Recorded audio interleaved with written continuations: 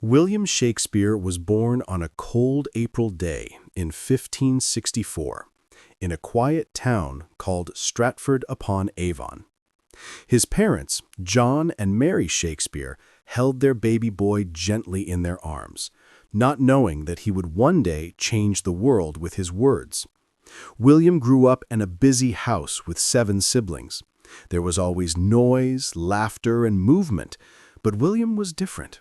He watched people carefully, listened to every sound, and loved every story he heard. His curiosity was like a small fire that slowly grew stronger each day. In those times, there were no phones, TVs, or internet. People enjoyed stories through traveling actors and folk legends. Young William would stand in the crowd with wide eyes, amazed by the actors' voices, clothes, and expressions. Every story made his imagination richer. At school, William learned Latin, poetry, and history. The lessons were strict, but they opened new worlds for him. He read ancient stories from Greece and Rome, and even though he was just a boy, he felt something powerful growing inside him, a love for words. Life, however, was not easy. His father faced money problems, and the family struggled.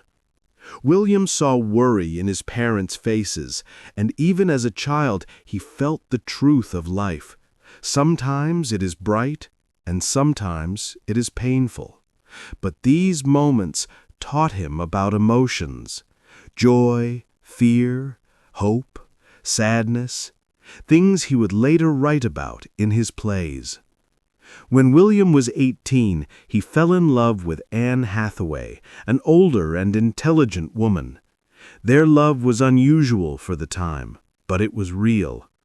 When Anne became pregnant, they married quickly. William soon became the father of 3 children, Susanna and the twins, Hamnet and Judith.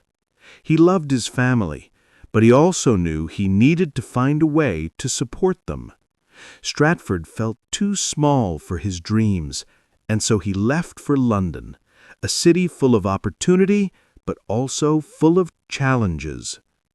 Historians call the years between 1585 and 1592 the lost years because no one knows exactly what William did. Some say he became a schoolteacher. Others think he joined a traveling acting group. And some stories say he got into trouble and had to leave town. Whatever the truth was, one thing is clear. When Shakespeare appeared in London again, he was ready to begin a new life. London in the late 1500s was bursting with energy. Actors, writers, and dreamers filled the city. Shakespeare had no money and no powerful friends, but he had something more important: passion.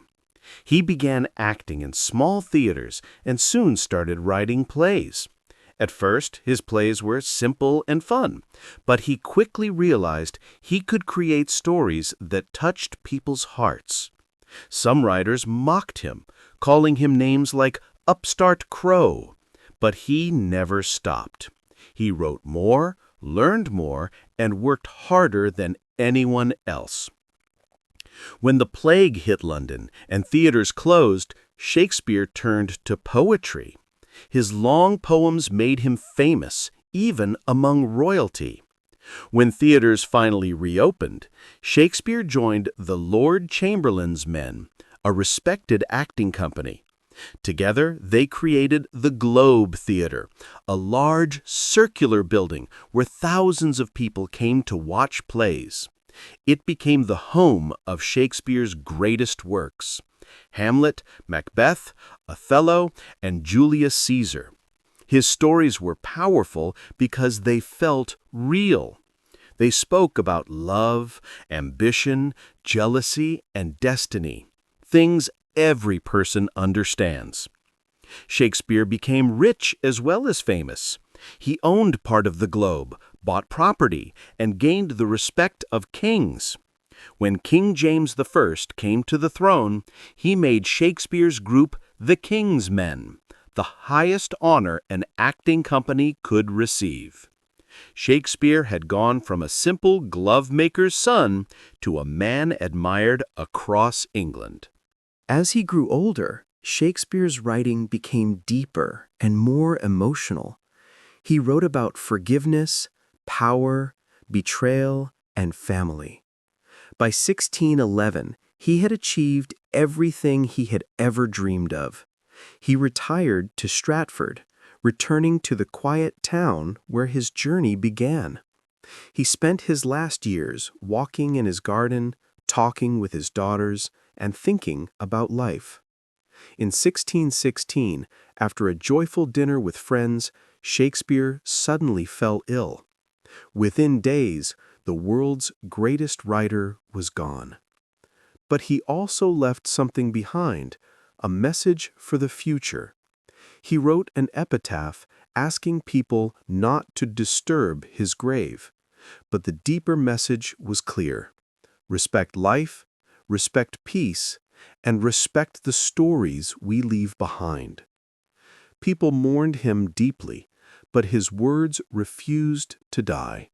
His plays were performed again and again. His books traveled across countries. His ideas shaped the English language. Even today, after more than 400 years, Shakespeare lives through his stories. He reminds us that love can be beautiful and painful. Ambition can lift us up or destroy us. And destiny often lies not in the stars, but in ourselves. Years after his death, people said that on some quiet nights, a soft light glowed near his grave in the Holy Trinity Church. Some believed it was just the moon.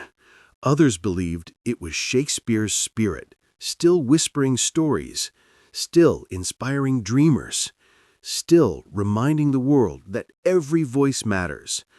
And perhaps, if you listen closely, you might hear it too. A gentle voice telling you that your story also deserves to be written.